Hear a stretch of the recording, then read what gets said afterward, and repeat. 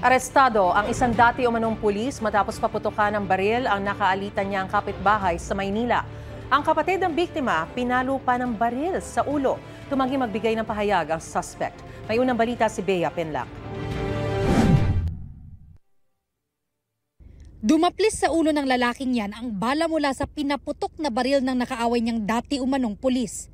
Ang kuya naman ng biktima, pinalo rin umano ng baril sa ulo ng 45 anyos na suspect. Ayon sa pulisya, nag-aayos ng motor sa Barangay 93, Tondo, Maynila ang magkapatid na biktima nang biglang dumating ang suspect.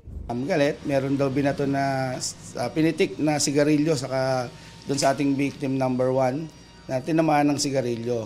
Nagkasagutan daw ang suspect at isa sa mga biktimang tinamaan ng sigarilyo hanggang sa bumunot na raw ng baril ang suspect. Itinutok niya doon sa ating victim, pinutok niya. Buti na lang nakaiwas si victim, so kaya nadaplisan siya sa bandang ulo.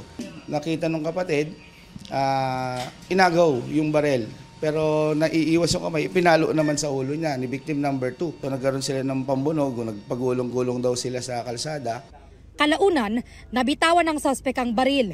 Ayon sa barangay, ang pinag-ugatan ng krimen, dating away kapitbahay na nauwi sa panununtok sa suspect ng isa sa mga biktima.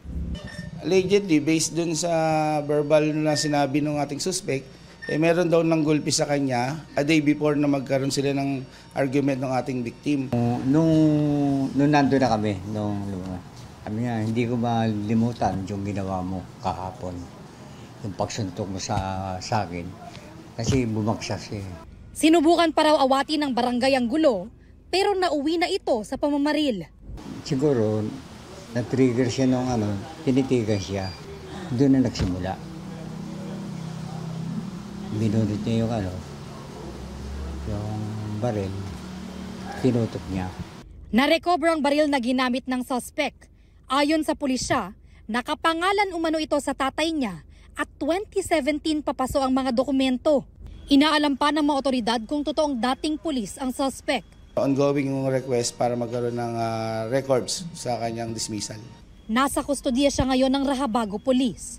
Reklamong attempted murder, physical injuries at illegal possession of firearms ang isinampa laban sa suspect. Tumanggi siyang magbigay ng pahayag. Ito ang unang balita. Bea Penlac para sa GMA Integrated News. Gusto mo bang mauna sa mga balita? Mag-subscribe na sa GMA Integrated News sa YouTube at tumutok sa unang balita.